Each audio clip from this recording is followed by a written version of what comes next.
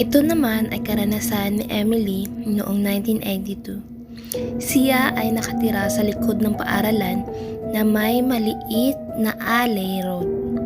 Meron din namang isang daan pero patungong highway na. Kaya mas pinipili ng mga tao na dumaan sa likod ng paaralan kahit medyo masukal ito. Isang araw, medyo natagalan siya sa pag-uwi galing sa eskwelahan. Kaya medyo nag-aagaw na yung dilim at liwanag sa mga oras na iyon.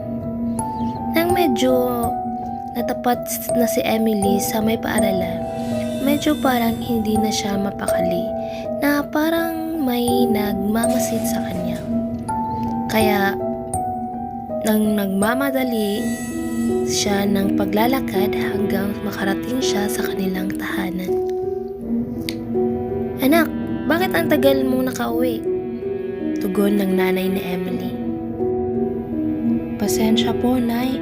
May tinatapos lang po kasi kami activity para bukas." "Siya, magbihis ka na at magugas ka na ng kamay mo para makakain na tayo ng hapunan." "Nay, ano pa bang ibig sabihin na habang naglalakad ay may parang nakasunod sa'yo?" Tugon ni Emily sa nanay niya.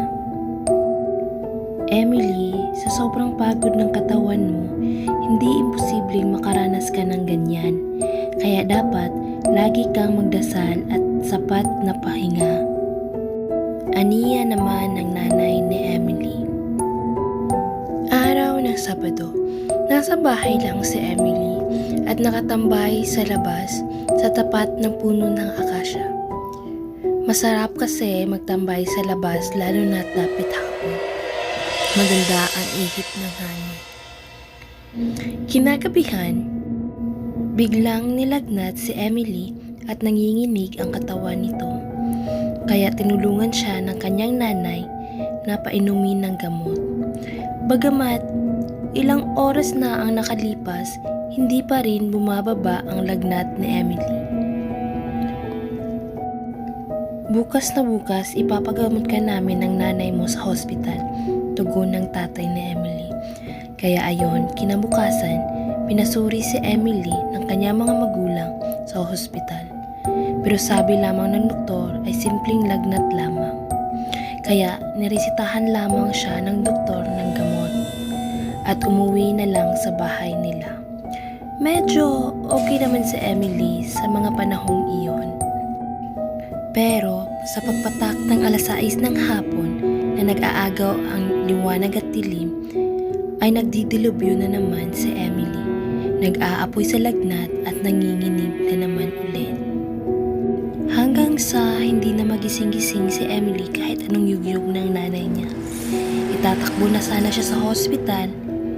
Nagkakataon din na may isang bantog na albularyo na nagawi sa may kapitbahay nila. Kaya ayon, nakita sila ng albularyo at sinuri si Emily kung ano at bakit ang nangyari. "Uy, parang may sumusunod pala dito sa dalagang ito. Kung may bukas pa na tindahan sa palengke, bilhan niyo ako ng kamangyan at insenso," hiling ng albularyo sa mga magulang ni Emily. Kaya, dali-dali ang ama ni Emily na pumunta sa palengke kahit walang kasiguraduhan kung may bukas pa bang tindahan na mapagbibilhan ng isang kamangyan at insenso. At sa kaswerte ang palad, ay may bukas pang ang tindahan at nakabili ang ama ni Emily. At dali-daling bumalik sa bahay nila para ibigay ang pangangailangan ng isang albularyo. "Bigyan niyo ako ng isang palanggana na may tubig at isang puting kandila." Inutusan ng albularyo ang ama ni Emily na magpausok ng kamangyan at insenso sa bawat sulok ng bahay, lalong-lalo na sa kwarto kung nasaan si Emily nakahiga. Habang ginagawa yon ng tatay ni Emily, Bumubulong naman ng katiga ang albularyo sa mahinang paraan na parang nagdadasal kumbaga, pero hindi namin naiintindihan kung ano ang sinasabi niya. Sabi ko na nga ba yan, dito ka lang, malapit ka lang nandito sa bahay.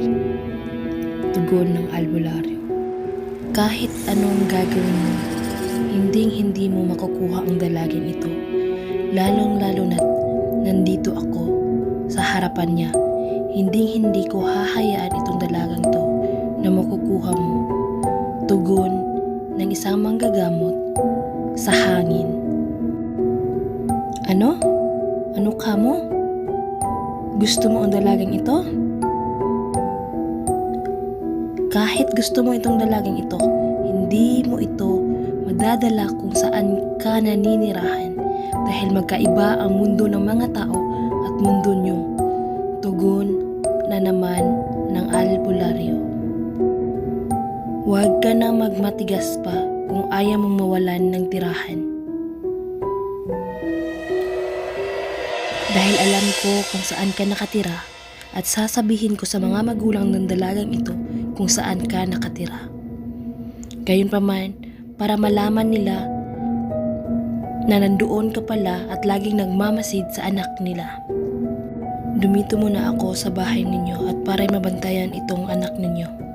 Tugon ng manggagamot sa mag-asawa. At pagdating ng Martes ay kailangan nating mag-alay ng puting manok dyan sa puno ng akasya. Dahil ang isang elemento ay nagkakagusto sa anak nyo na naninirahan dyan sa puno ng akasya. Hinding-hindi magigising si Emily hanggat hindi tayo nakakaalay ng isang puting buhay na manok at 5 kandila.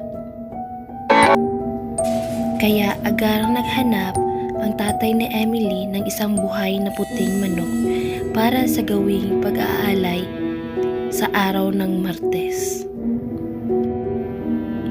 Kinagabihan, 8:00, naghahapunan silang lahat. At may biglang sinabi ang matandang albularyo sa mag-asawa na kung pwede silang lumipat ng tirahan sa lalong madaling panahon. Dahil kung aalis man ang elemento sa tabi ni Emily, ay babalik at babalik pa rin ito. Dahil nagustuhan di umano si Emily nito at hindi titigil hanggang nandito si Emily sa tapat ng tirahan ng elemento. Kaya nung matapos na ang pag-aalay na isinasagawa ng albularyo, iilang araw ang nakalipas ay nag-alsabalutan na ang magulang ni Emily. Hindi pa gaano magaling si Emily sa panahong iyon, pero kailangan na nilang umalis para hindi mabalikan si Emily ng isang elemento. Pansamantalang tumira ang mag-anak muna doon sa bahay ng kanyang lola habang nagpapagawa ang kanyang mga magulang ng bagong tirahan sa tapat ng bahay ng kanyang lola. At hindi na sila bumalik sa lugar na iyon, lalong-lalo na si Emily, magpasa hanggang ngayon. At ang lupa at bahay na iyon ay binenta nila at may nakabili ng isang hindi taga roon at ginawang paupahan.